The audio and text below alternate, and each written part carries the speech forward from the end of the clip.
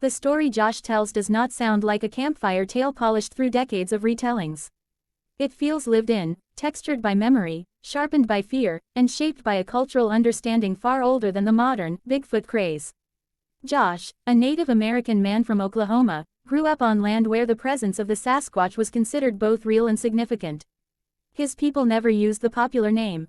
They called them Northern Apes, beings tied to the land long before houses, fences, or asphalt appeared. And they were not animals to be hunted or curiosities to be filmed. They were something older and more intelligent, something you respected by keeping your voice down. From the time he was young, Josh was taught a simple rule: you don't talk about them. According to his elders, speaking openly about the northern apes draws attention, the kind that invites their irritation. His grandfather warned him about being out after dark, reminding him that these beings did not stay hidden because they were weak or scared. They chose to keep to themselves, and crossing their boundaries could bring trouble. Like most children, Josh took these warnings as folklore, cautionary stories meant to keep him close to home. But at 11 years old, everything changed. His first encounter happened on a warm afternoon, when he wandered just a bit farther than usual into the woods. He heard a strange whooping sound echoing between the trees, a call unlike anything he had heard from coyotes, birds, or livestock. Curious, he stepped quietly toward the noise, and saw something crouched low in the brush. The figure was massive, covered in black and brown hair, and shaped like no animal he knew. At first, it stayed hunched, swaying slightly as it made another deep whoop. Then, as if sensing Josh's presence, it stood. Josh still remembers how tall it looked, towering above the brush, its broad shoulders filling the space between two trees. But what shocked him most wasn't the size. It was the deliberate, intelligent way the creature looked at him, and the motion of its hands. It began signing, moving its fingers and arms as though communicating in a structured, meaningful way. Josh didn't understand what it meant, but the message was clear enough: he didn't belong there. That moment marked the beginning of a lifetime of encounters. Over the years, Josh would see several northern apes, each with its own appearance and behavior. Some were darker, some more reddish, some with longer limbs or broader chests. He noticed that none of them acted like simple animals. They communicated by knocking on trees, by making whoop calls, by throwing objects, by moving in ways that were strategic rather than random. He once watched one drop to all fours and stalk prey like a predator ready to pounce. Another time, he saw a group moving with coordinated purpose, one driving animals toward the others in a hunting pattern. One memory stands out as both terrifying and unforgettable. While hunting, Josh saw a coyote wander too close to a tree line. Before the animal seemed aware of the danger, a Sasquatch lunged from the shadows, grabbed it, and slammed it against a tree with brutal efficiency. The power and precision were beyond anything Josh had imagined. The message was unmistakable: these beings were apex predators when they wanted to be.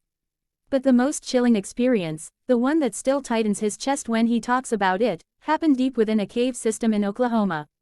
Josh and his cousin had ventured inside, exploring with flashlights, when an earth-shaking roar echoed through the stone corridors.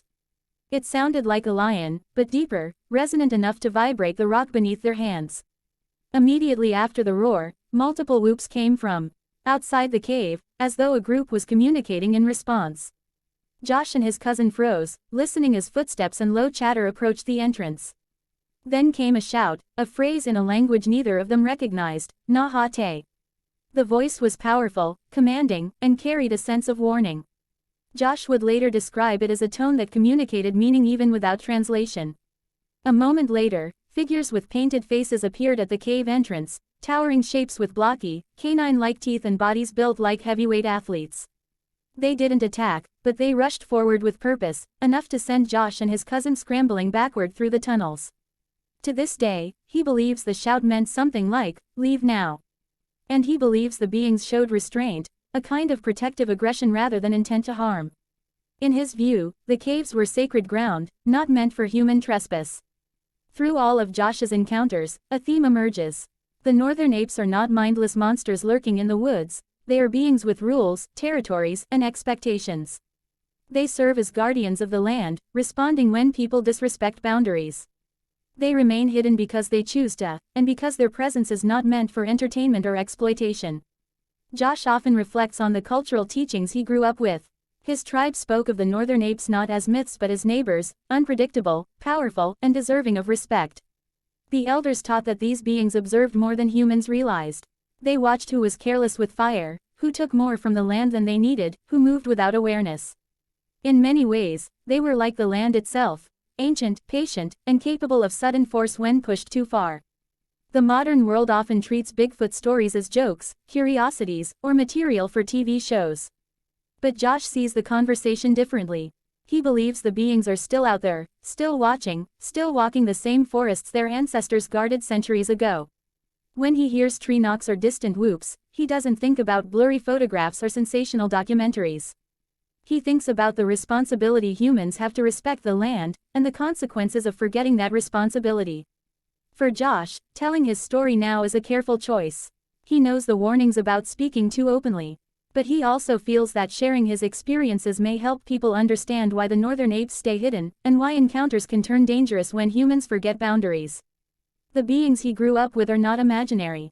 They are part of the landscape, part of the cultural memory of his people, and part of a world far older than roads, fences, or stories posted online. He doesn't try to convince skeptics. He doesn't debate footprints or DNA evidence.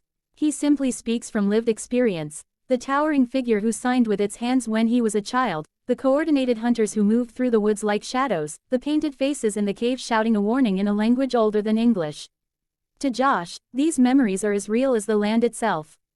And whether people believe him or not, the northern apes remain where they have always been, watching, listening, and protecting the places humans too often overlook.